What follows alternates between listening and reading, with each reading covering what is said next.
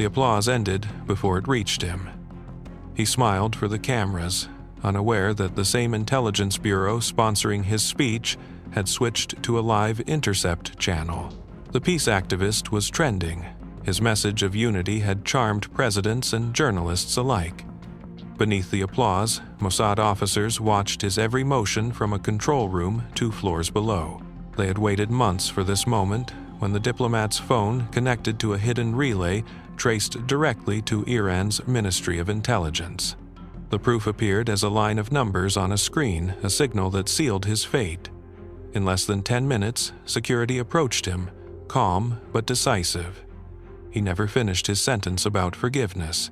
Cameras recorded confusion, not clarity. The man hailed as a prophet of moderation had just become another name in an operation file marked Asset Terminated. Counterintelligence 2047.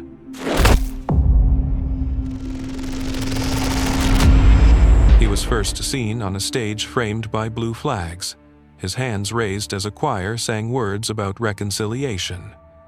To his followers, he embodied the rare ideal a cleric who spoke fluent English and Hebrew, who softened sermons with humor, who seemed tired of war. His name appeared on think tank panels from Berlin to Amman, offering practical dialogue between faiths. The videos were short and perfect, well lit, subtitled, designed for sharing. Donors from Europe and the Gulf praised his courage for transcending sectarian boundaries. He accepted every invitation, smiling with effortless humility. Behind the image was a quiet infrastructure. A network of NGOs filed grants through foundations that never replied to press inquiries. Audit records from 2021 showed funds transferred through layers of charities, ending in accounts linked to Tehran. He dismissed the claims as digital laundering, a common online smear tactic. Few looked deeper. The world wanted peace too much to question its messenger. His origin story was almost cinematic. Born near Sidon, educated in Paris, ordained in Qom, he was fluent in 3 cultures and loyal, it seemed, to none. The press called him a pan-Islamic intellectual. Israeli analysts called him something differente, pattern. His speeches reused theological phrasing identical to lines from Iranian propaganda channels. The repetition was too perfect to ignore. Inside an office in Petah Tikva, a linguist printed out 20 of his most viral speeches and highlighted key phrases in red. The same verbs, the same metaphors, the same rhythm. By mid-2023, the anomaly file had reached 5 pages. He wasn't a terrorist, not an arms dealer, not even under sanction. That made suspicion difficult. Yet, his foundation's finances operated with a structure known from previous infiltration attempts. Multiple micro-charities, each named after regional peace concepts, all registered within 18 months. Israel had seen softer attacks before information laundering rather than explosives. The question was whether he knew who truly financed him. At a security briefing, weeks before the Geneva summit, Mossad analysts debated his case. Half the room believed he was a naive preacher caught in geopolitical gravity. The other half insisted he was cultivated an influence vector, shaped slowly by a state apparatus that understood emotional warfare better than most. Records from intercepted communications suggested Iran's Ministry of Intelligence tracked each of his lectures. Every appearance that criticized both Israel and Iran in equal measure boosted his credibility abroad while serving Tehran's long game, repositioning proxy narratives as moral arguments. He looked harmless. Wire-rimmed glasses, scholar's beard, gentle smile. Yet every word from his mouth mirrored an agenda that cost lives. Mossad's preliminary conclusion was cautious. Monitor, the file read, no confrontation pending. But an algorithm, tracking foreign speech citations, lit up again 2 nights later. A sermon he gave in Amman repeated an exact sequence, first written in an internal IRGC memo 4 years old, never public. Coincidence wasn't plausible. The file moved from monitor to active surveillance. By then, his fame had outgrown oversight. Global media crowned him the Imam for humanity. His organization hosted youth forums featuring Israeli dissidents and Gulf reformists on the same panels. No one imagined that every discussion, every profile photo, every email was being archived halfway across Tehran. Mossad knew the data pipeline existed, but hadn't traced its architect. What they didn't realize yet was that it began with a single man whose face symbolized peace and whose silence buried intention. He wasn't lying entirely. He believed in pieces long as it served the revolution's narrative. It began with a payment, not large enough to attract auditors, but significant enough to mark curiosity 47,000 euros from an education foundation in Cyprus to a peace outreach account in Amman. The account belonged to the Clerics NGO, which hosted youth seminars on dialogue. The transaction was routed through 2 shell charities that existed only on paper. Mossad's financial analysts flagged the pattern because they had seen the same routing channels in previous cultural infiltration networks tied to Iran's intelligence ministries. At first, no action was taken. The Middle East was filled with convoluted donations, and ideological groups often disguised funds under the language of development. But then, another anomaly surfaced. Weeks after one deposit, the activists' official speech drafts began circulating through encrypted cloud files previously used by the Revolutionary Guard's media division. The phrasing in his new speeches subtly mirrored the ideological rhythm of Iranian diplomacies about restoring dignity through resistance and ending colonial narratives in discourse. A linguistics algorithm compared his drafts with hundreds of state broadcasts from Tehran International. 42 linguistic overlaps appeared, including identical sentence structures written years apart by different propagandists. Statisticians later found the probability of accidental similarity to be less than 1 in a million. The similarities weren't plagiarism. They were authorship simulations.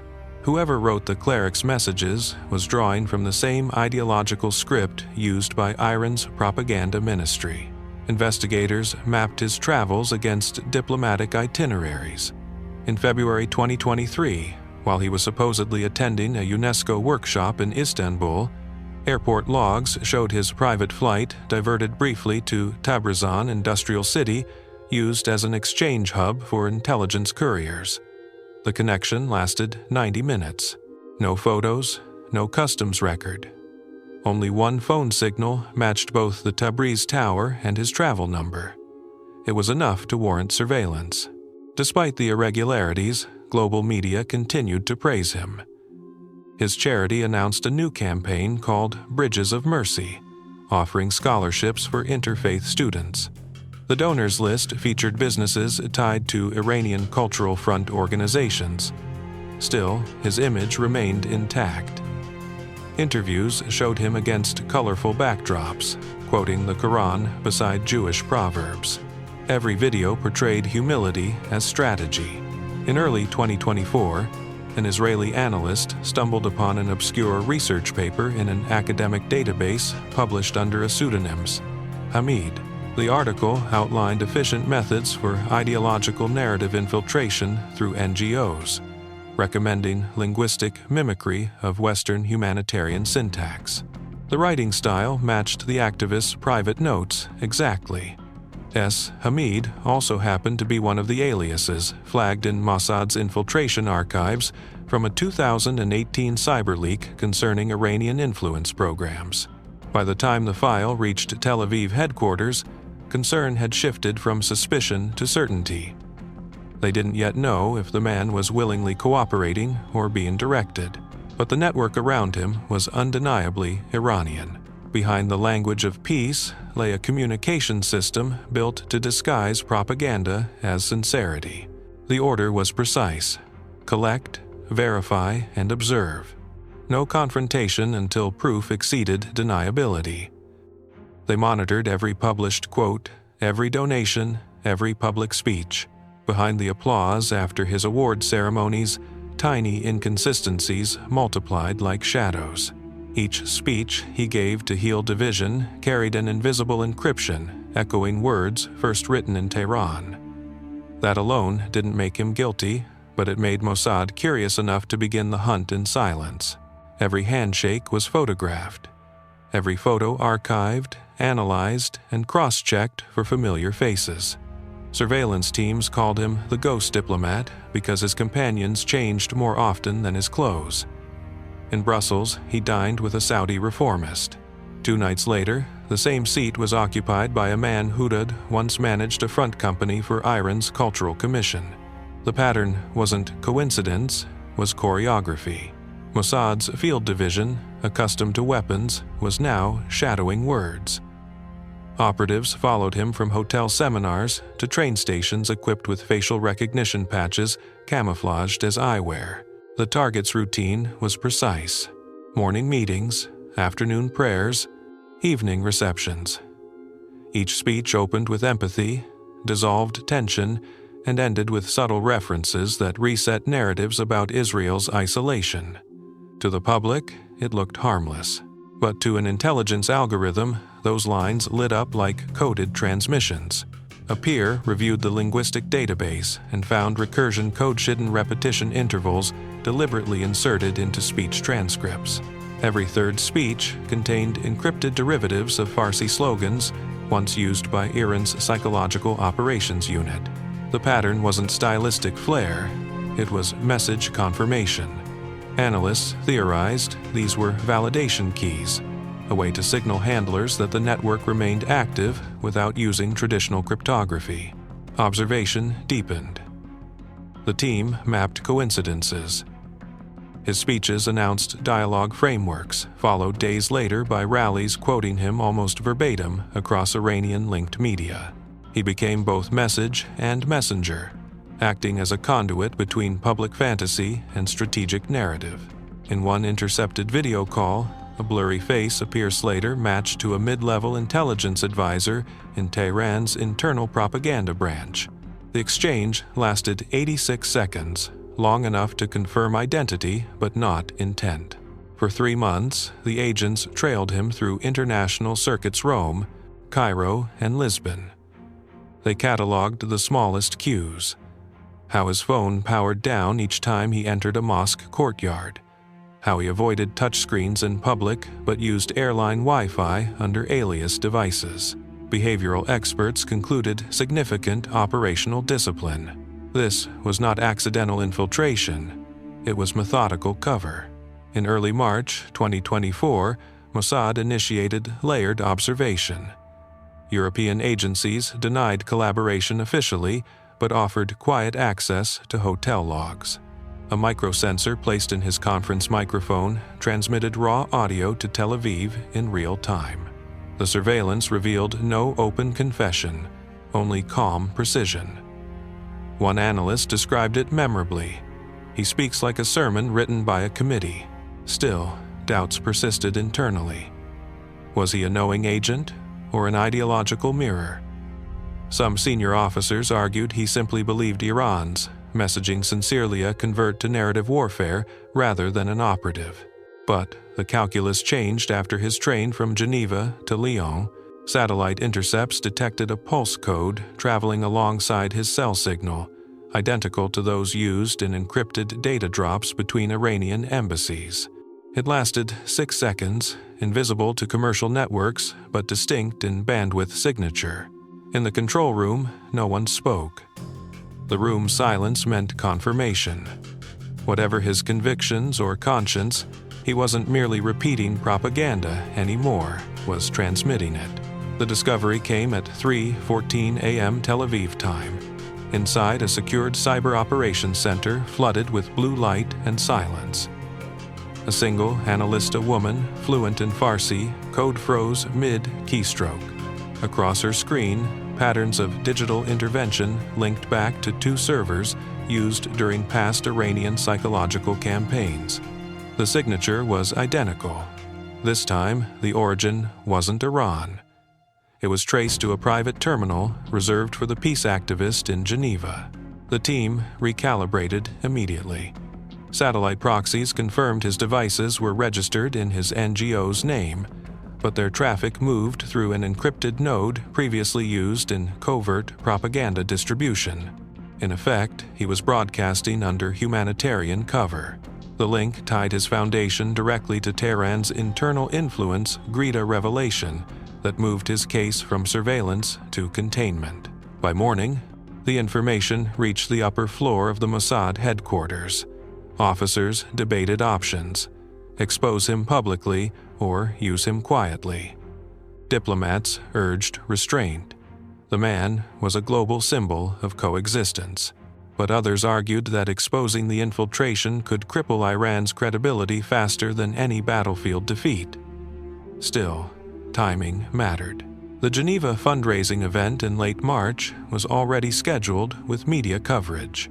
The optics of an arrest in plain sight could cause backlash unless executed flawlessly. A revised plan took shape: a limited operation designed not for assassination, but confirmation. Mossad decided to provoke communication with his handler.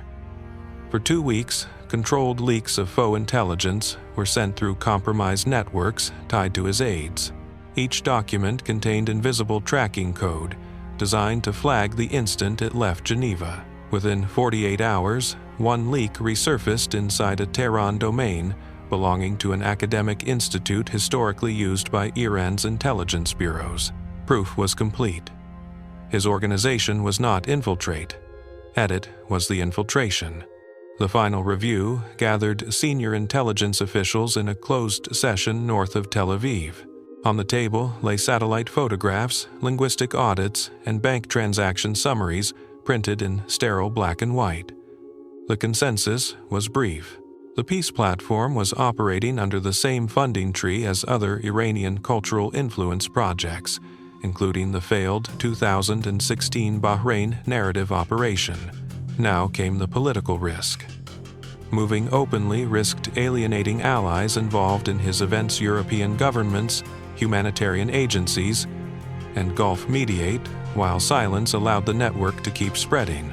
Mossad's field operations director argued for a middle approach: lure him into cooperation by offering staged recognition, a peace conference that would entice his direct engagement, and quietly gather counterintelligence proof live.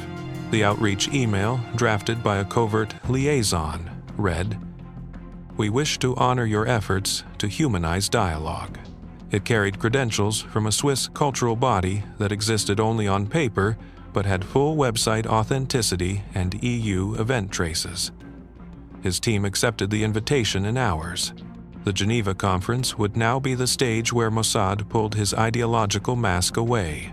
As the operation calendar stabilized, a single phrase appeared on the mission brief in red: Pays Zero Code Peacemaker. That name wouldn't appear anywhere again until the night the lights dimmed in Geneva and 1,000 cameras turned toward a man smiling under slogans written by his enemies. The invitation looked legitimate, printed on thick ivory paper, embossed with the seal of a Swiss cultural council that, on paper, promoted interfaith dialogue. It was the kind of document journalists photograph because it symbolized hope rather than strategy. The peace activist accepted it immediately. For him, every event was proof that his message had reached beyond suspicion. Behind the scenes, Mossad handlers celebrated quietly. The trap was set. The conference opened on April 11, 2024, in Geneva. Cameras filled the hall. Delegates from 32 countries attended, each believing the gathering to be a genuine call for reconciliation. The activist arrived mid-morning under routine escort, unaware that half the technical crew had been replaced with intelligence operatives. They carried scanning equipment disguised as press gear. Every audio feed, every microphone, every translation headset was under live monitoring. During his keynote, Mossad analysts confirmed what they had been waiting for: an outbound microsignal transmitting from his bracelet to a Near Eastern relay, domain proof of active data transfer. It lasted 18 seconds before encryption rewrapped the feed. Within moments, the system recorded everything necessary for exposure. Operatives in a nearby room received the final confirmation code. The director's voice on comms was calm. Proceed. Outside, the conference continued as planned. Applause rolled through the hall. Security officers, posing as event organizers, requested the cleric to step aside for a brief technical correction before the next panel. He followed them through a side corridor, smiling faintly. As the doors shut, he saw men in muted suits waiting by a table lined with diplomatic folder seats, stamped with his real name. No one shouted. There was no violence. The conversation was clinical. The lead interrogator slid a dossier across the table. Photographs of Tehran officials he had met, voice transcripts matching his encrypted phrases, and satellite timestamps linked to his hidden communications. It was overwhelming in its precision. "This is not about peace," they told him. "It's about proof." He said nothing. The silence that followed was not denial, it was calculation. He realized the irony first. Months of constructing moral credibility had collapsed under the same transparency he had preached publicly. Above the conference floor, the applause had faded. Translators removed their headsets quietly as screens switched to general visuals. No announcement was made. The activist's absence was described as a private diplomatic engagement. In the next room, Mossad officers finalized the chain of custody for the devices seized from his hotel. By nightfall, the Geneva Dialogue for Peace had achieved its goal. Not a statement, not a treaty, but confirmation that the messenger of goodwill had been broadcasting for Tehran all along. The headlines broke before dawn. European outlets reported a temporary disruption at the Geneva Peace Forum, framing it as a scheduling issue. In reality, the hall had been locked down the night before by Swiss intelligence acting under discreet coordination with Mossad. No arrests were announced, no photographs leaked. Only whispers spread among journalists who had attended the event, wondering why their footage from one panel had disappeared from local networks. Inside the secure facility near Versailles, the interrogations continued. The cleric denied all active espionage, even while acknowledging contact with academic consultants in Tehran. Digital evidence dismantled his defense in hours. Metadata linked his encrypted messages to travel confirmations issued by Iranian ministries. His financial accountant in Beirut had already confessed. Mossad understood that public exposure would humiliate Iran far more effectively than secret detention. Yet diplomacy had rules, and revealing the operation risked unraveling alliances that relied on Geneva's neutrality. In the days that followed, Iran attempted to rewrite the story. Anonymous posts on sympathetic channels claimed Mossad had kidnapped a reformist cleric to sabotage peace. Tehran's foreign ministry demanded explanations, calling the allegations fabricated Zionist cinema. For intelligence agencies, denial was expected theater. The real panic unfolded elsewhere. Internal Iranian memos, later leaked by Western journalists, revealed emergency audits across Tehran's cultural divisions to discover how Mossad had breached so deep. The word compromise appeared more than 200 times in 15 pages. The Geneva conference site reopened within 48 hours. Delegates returned, pretending nothing had happened. Screens broadcast reruns from previous sessions. Translation booths remained empty. Officially, the activist had fallen ill. Unofficially, he was being transferred between safe houses under surveillance before eventual disappearance into diplomatic anonymity alive, contained and politically useless. Iranian state television avoided mentioning his name for 6 months. In Tel Aviv, officials debated timing for controlled disclosure. Some favored an immediate leak to demonstrate deterrence. Others urged restraint to allow covert leverage. Ultimately, nothing was said publicly. Only one clue betrayed the operations, success a short sentence buried in a European intelligence annual. Foreign influence narratives in interfaith diplomacy significantly reduced post-April 2024. Those who managed the Geneva sting described it with quiet satisfaction. No blood, No explosion, no declaration. Just silence swallowing an empire's outreach machine. The best victories, they reminded themselves, rarely make headlines. In the intelligence community, the story of the Geneva operation became more than a case. File it became a caution. Training seminars discussed it under sanitized acronyms, but everyone knew the code name: Peacemaker. Analysts cited it as proof that modern infiltration required no weapons, only charisma, language, and faith wrapped in moderation. Mossad's assessment of the event went beyond tactical victory. It shifted doctrine. The lesson was clear propaganda no longer shouted. It smiled, prayed, and asked for donations. An internal after-action review in May 2024 outlined what had gone right. The sting exploited trust, not greed. It demonstrated that soft warfare was as measurable as missiles. Each intercepted phrase, every minor donation, had mapped a system that blurred the line between theology and intelligence. Intelligence chiefs across Europe requested classified summaries to examine future vulnerabilities. The term narrative penetration entered diplomatic risk forecasts for the first time.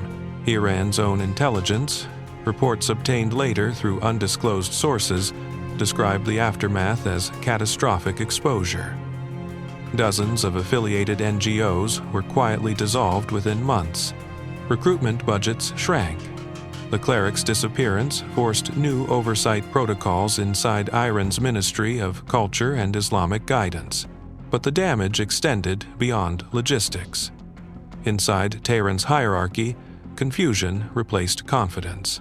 If Mossad could infiltrate narrative operations designed to win hearts, nothing inside the soft power apparatus felt secure. For Israel, the political effect arrived in silence. Influence attempts at regional dialogue forums dropped sharply by late 2024. Where the activist's voice once dominated, wary diplomats now preferred ambiguity to conviction. Western media eventually learned fragments of the operation, but the details remained sealed. When the New York Times printed an investigative piece months later, the article read as an alleged Israeli counterintelligence trick devised within cultural diplomacy circles. Neither confirmation nor denial followed. Among intelligence professionals, a quieter debate emerged: the ethics of erasing influence through manipulation. Was Peacemaker a defensive operation or a preemptive strike? Field veterans called it controlled prevention. Critics called it narrative assassination.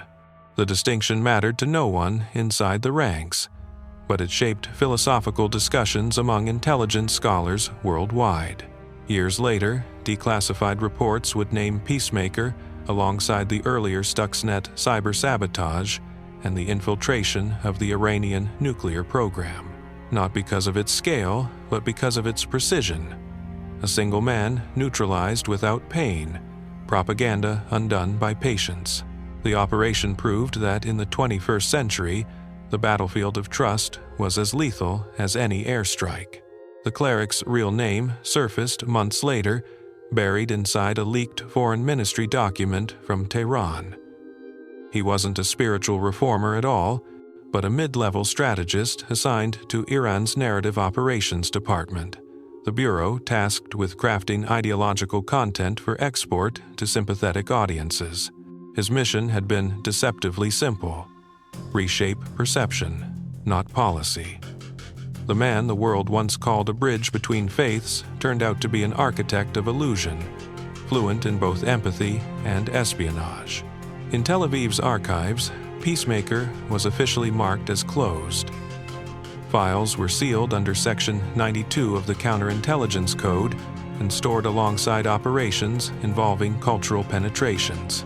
Analysts reviewed fragments only for training the perfect case study in how emotional disarmament can replace covert violence. A phrase from the debrief report captured its essence: weapons are detected, narratives are invited. That line would echo across briefings for years. The cleric himself vanished from every record. Intelligence rumors conflicted. Some claimed he was resettled quietly under a European witness program. Others suggested Iran hunted him down soon after. None were confirmed. What did remain clear was the impact this absence dismantled an entire layer of Tehran's influence network. Funding halted, platforms went silent, and hundreds of peace initiatives evaporated within weeks, proving how central his role had been. In broader geopolitics, however, little changed. Wars resumed, negotiations faltered, and new intermediaries emerged wearing the same polished vocabulary of dialogue and empathy. The pattern endured, because deception in diplomacy never adapts. Intelligence agencies across continents now deploy behavioral linguistics to detect tone shifts in global speeches, trying to measure sincerity in syntax. The cleric, without knowing it, had become a template, a reminder that words could be weapon systems.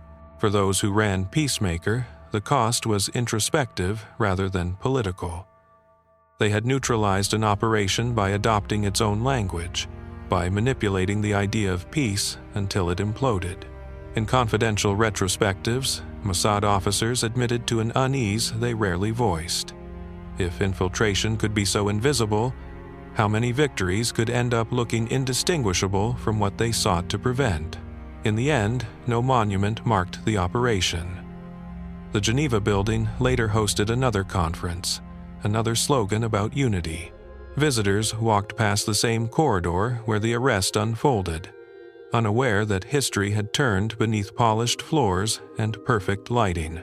Somewhere deep within an anonymous server room, the operation logs remained encrypted, unread, uncelebrated, and quietly eternal.